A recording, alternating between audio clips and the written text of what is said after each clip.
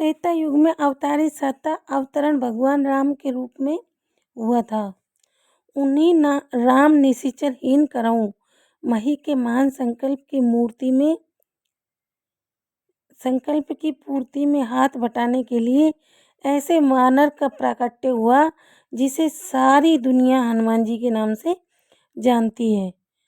हनुमान जी की माता का नाम अंजनी बताया जाता है। उन्हें पवन पुत्र भी कहते हैं, अर्थात पवन के समान गतिशील। हनुमान जी में आध्यात्मिकता के संपूर्ण गुण विद्वान थे। उनका एक विशेष आध्यात्मिक गुण था सेवा। सेवा ही उनकी साधना थी। प्रारंभ में वे वानरों के साथ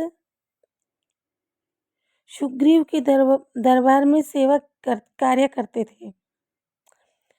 तब तक तो उनका दायरा बहुत ही सीमित था और शक्ति सामर्थ्य भी सीमित थे। परंतु जब उन्होंने भगवान राम के प्रति अपने को समर्पित कर दिया और जामवंत ने उन्हें झकझोरा और कहा कि राम काज लगी तब अवतारा, तब से भगवान राम का कार्य करने के लिए तू नहीं भयऊ पर्वताकारा, अर्थात उनका मनोबल बहुत ऊंचा हो गया और वह असंभव लगने वाले कार्यों को संभव दिखाने में सफल हुए।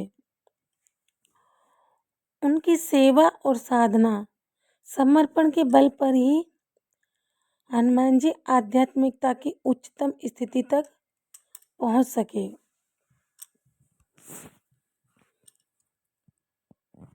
न्याय, सत्य, प्रेम, सदाचार के लिए हनुमान जी ने अपने आप को समर्पित कर दिया। कितने ही अजय राक्षसों का वध कर डाला और रावण की सोने की लंका जला डाली।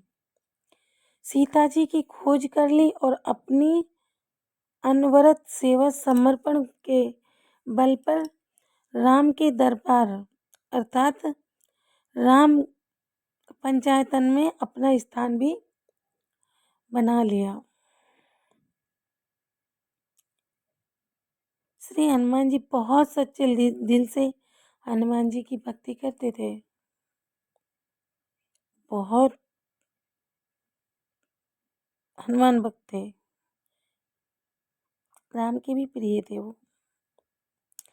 सच्चे उपासक के रूप में हनुमान जी ने परम प्रकाश का निरंतर ध्यान करते हुए उसे अपने रोम रोम में समव्याप्त करके सूर्य के समान अपने को तेजस्वी बना लिया। हनुमान जी के जीवन में विवेकशील देखते ही बनती है। सीता जी का पता लगाने के लिए जाते हुए समुद्र छलांगते समय जब सुरसा से भेंट होती है, तब पहले तो उनकी शक्ति की था लेने के लिए स्वयं ही उनके मुंह से अधिक बड़ा आकार बनाते हैं। किंतु जब उन्हें याद आता है कि मैं तो राम काज के लिए अर्थात श्रेष्ठ प्रयोजन के लिए जा रहा हूँ, यहाँ पर मेरा बल एवं सिद्धि प्रदर्शन बुद्धि संगत न होगा, तब अति लघु रूप धरे हनुमंता छोटा आकार बनाकर उनके मुंह में प्रवेश करके कान के बाहर निकलकर अपने गंतव्य की ओर प्रस्थान करते हैं। हनुमान जी के व्यक्तित्व में निरंकारिता कूट कूट कर भरी है। उनके जीवन में अहंकार कभी भी देखने को नहीं मिलता। सीता जी की खोज के लिए समुद्र लागने की चर्चा चल रही है। सभी वानर रीछ अपने अपने बल पर बखान कर रहे हैं, किंतु उनमें सर्वाधिक शक्तिशाली होते हुए भी वह चुपचाप बैठे रहते हैं और जामवंत के कहने पर ही अपनी स्वीकृति देते हैं। एक सुयोग्य दूत के रूप में हनुमान जी की भूमिका द्रष्टव्य है। मुद्रिका लेकर जब सीता जी के पास अशोक वाटिका पहुंचते हैं तो अपना परिचय इसी रूप में देते हैं, रामदूत। मैं मातु जानकी सत्य शपथ करुणा निधान की। रावण के दरबार में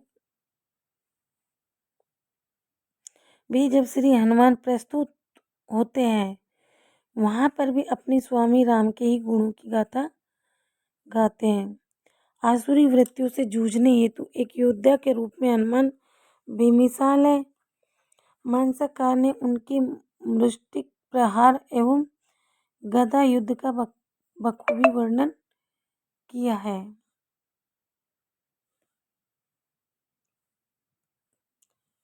बहुत शक्तिशाली है श्री पवन सुत हनुमान। शास्त्रों व पूर्वजों, दादा दादी, नाना नानी द्वारा बताई कथाओं के अनुसार महाबली हनुमान जी माता सीता और भगवान राम जी की कृपा से अजर अमर है, यानी कि आज भी वे जीवित हैं। जाने अद्भुत सत्य कथा हनुमान जी के जीवित होने की। हिंदू धर्म शास्त्रों में वर्णित कथाओं के अनुसार धर्म की रक्षा के लिए भगवान शिव ने अनेक अवतार लिए हैं। अवतार के क्रम में त्रेता युग में भगवान श्री राम की सहायता करने और दुष्टों का नाश करने के लिए भगवान शिव ने ही हनुमान जी के रूप में अवतार लिया था। महाबली हनुमान जी भगवान शिव के सबसे श्रेष्ठ अवतार कहे जाते हैं। रामायण हो या फिर महाभारत, दोनों में कई जगह पर हनुमान अवतार का जिक्र किया गया है। कहा जाता है कि रामायण तो हनुमान जी के बिना अधूरी ही है, लेकिन महाभारत में भी अर्जुन के रथ से लेकर भीम की परीक्षा तक कई जगह हनुमान जी के दर्शन हुए हैं। वाल्मीकि हनुमान जी के अनुसार लंका में बहुत ढूंढने के बाद भी जब माता सीता का पता नहीं चला तो हनुमान जी उन्हें मृत समझ बैठे, लेकिन फिर भी उन्हें भगवान श्री राम का स्मरण हुआ और उन्होंने पुनः पूरी शक्ति से सीता जी की खोज की और अशोक वाटिका में सीता जी को खोज निकाला। हनुमान जी को उस समय अति प्रसन्न होकर अमरता का वरदान दिया। भगवान श्री राम ने अपने जीवित समय में ही एक दिन यह बता दिया ताकि वे धरती के सफर को पूरा करके अपने स्वधाम चले जाएंगे। यह सुनकर हनुमान जी को सबसे ज्यादा दुख हुआ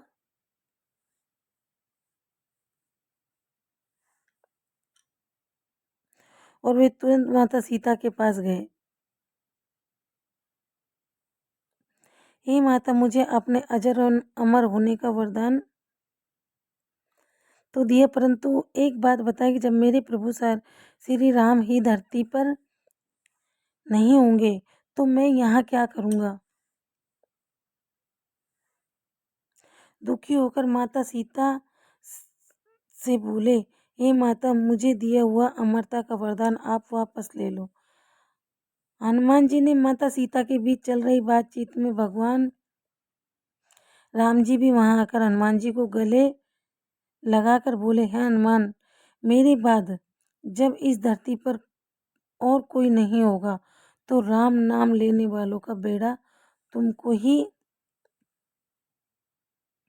पार करना होगा। हे प्रिय हनुमान, राम भक्तों के उद्धार तुमको ही करना है, इसलिए तुमको अमरता का वरदान सीता जी ने दे दिया है। तभी से हनुमान जी जीवित है और जहाँ जहाँ राम जी का नाम लिया जाता है वहाँ किसी न किसी रूप में हनुमान जी विराजमान रहते हैं। ऐसी कथा भी है कि कलयुग में सबके सहायक रहेंगे।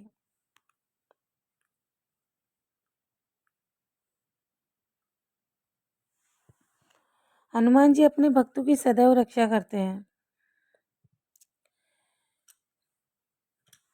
हनुमान जी की